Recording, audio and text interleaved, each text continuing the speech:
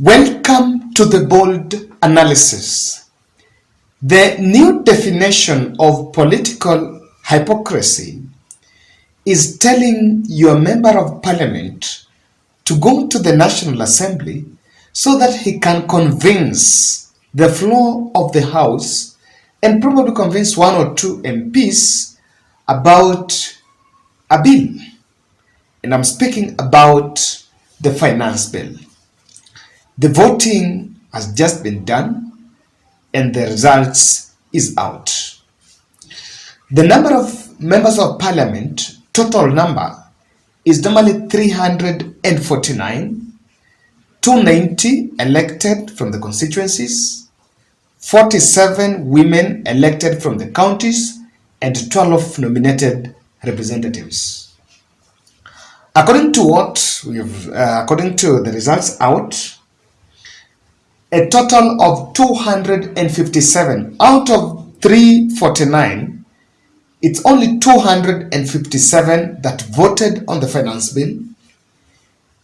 Azimio la Umoja coalition scooped 81 votes, and 176 members of parliament voted for the finance bill. So I can give you the biblical work to just figure out where did your MP vote, because for the next 1 year, all those discussions, the taxations about the housing levy, the 1.5, is going to be chopped from the payrolls next month. As content creators, 5% off our pay, the government will get, amongst other tax proposals that were there. So from your simple mathematics, 92 members of parliament abstained from the vote.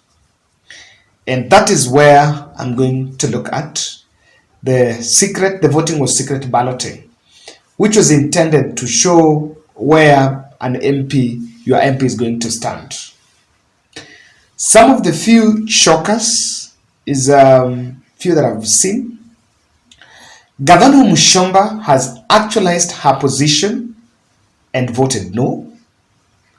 Esther Passaris, and I'm picking these MPs strategically, Esther Passaris, who had also shown publicly supporting the bill, despite of being an ODM MP, has voted for the bill. Karoli Omondi, one of the William Ruto rebels, has also supported the bill. The Karuri, independent member of parliament from Kasarani, has voted no.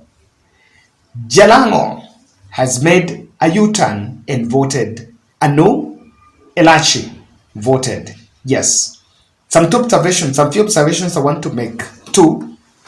One, the Jubilee wing, according to this data that is here, only 7 members of parliament from Jubilee wing were in the National Assembly.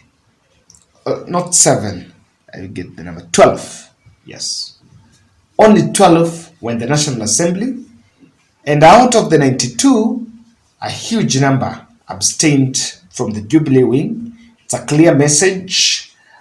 Uganda Member of Parliament Ochieng also abstained and disappeared in Parliament, did not vote, including also Babu Owino. He also did not vote for the bill.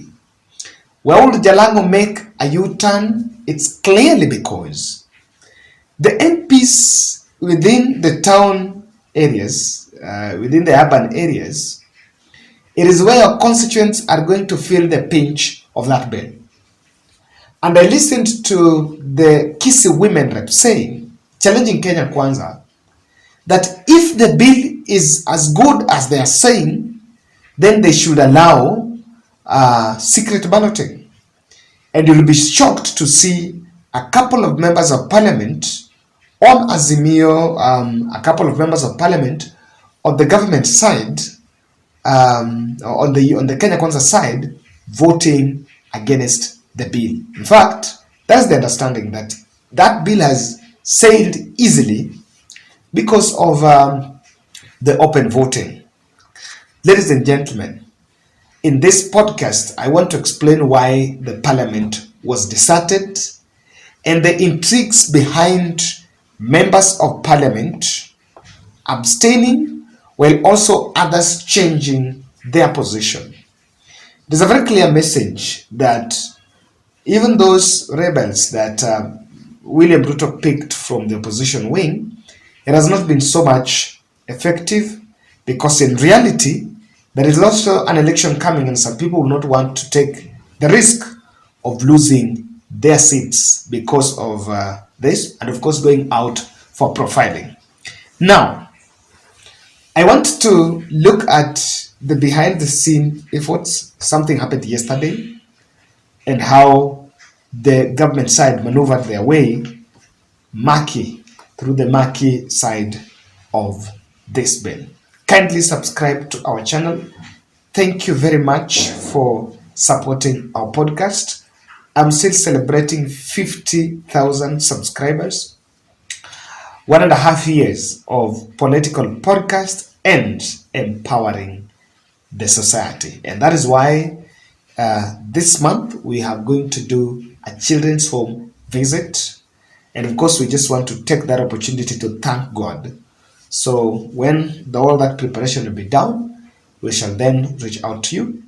And let's go there and just thank the Lord thank God for so far that which we have done under the Bold Charity Network. That will be on 25th, next Sunday. I'll give more details probably from next week.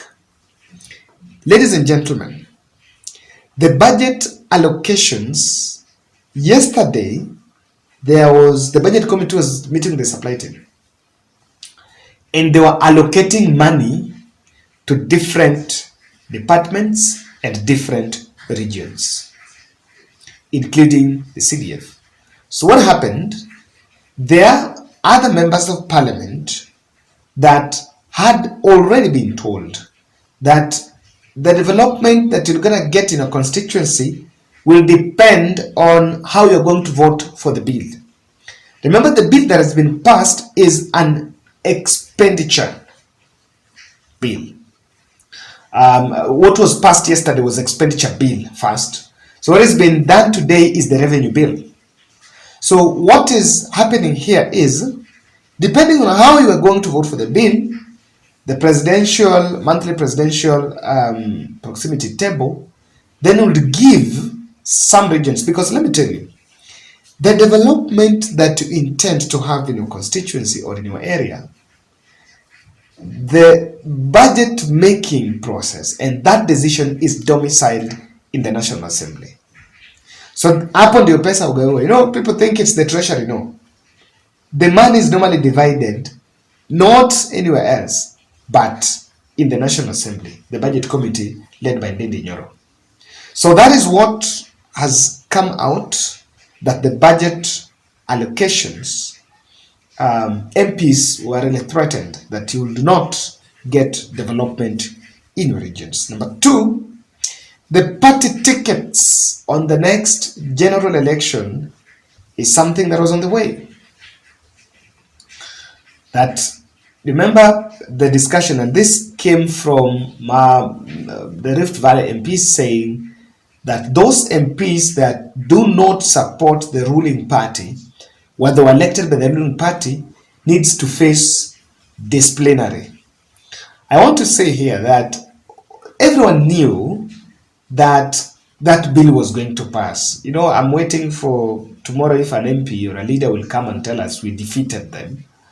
It was not a competition, because Azimio, I think Rigathi Gachagua was already said some time back that Azimio do not have numbers. So there's no bragging right of we defeated them, because even before the bill, there was already bragging of the government side having the numbers. Lastly, is weaponization of the criminal justice system. This is something silent that no one wants to talk about. But this is something, and I can tell you, these MPs and these leaders normally have a lot of baggages. Let me just tell you, have a lot of baggages. Babu Owino's case, we're touching the DJ Evolve, is still hanging somewhere. It is a thread that can always be pulled, can always be triggered anytime when it's not leaning. Didmus Baraza is facing a case. The killing of that gentleman, shooting of that gentleman, I think it was during the elections time, I think somewhere around there. So what are we saying? That there are quite a lot, and also some MPs that had been, quite a number also misappropriated the CDF funds or abused the offices. And if you vote against the bill or go non-leaning, that will be weaponized against you. And that is why quite a number of MPs decided to stay away. And I need to say that out of this 81, 7 members of the Azimio wing were also expelled,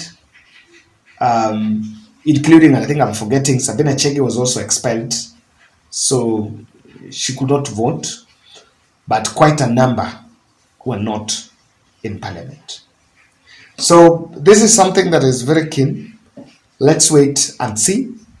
And I don't think it's a good precedent. It's clearly telling you we don't have a parliament. What we have is an extension of the executive. The issue about independence of parliament is not there. And this legislature is a rubber stamp of the executive, because all the powers, even activation of this, the weaponization of the criminal justice system, can only be triggered from the executive. It cannot be triggered from the National Assembly. That's my take. And I also want to look at what you think about this bill. Now that it has passed, tomorrow we're waiting for the estimates from Waziri. Then finance appropriation bill and the finance bill will be signed in the next 2 weeks. Alafu tunaanza kukatwa pesa sasa. And you see whether what has been taken is going to be used in the right way. That's my bold.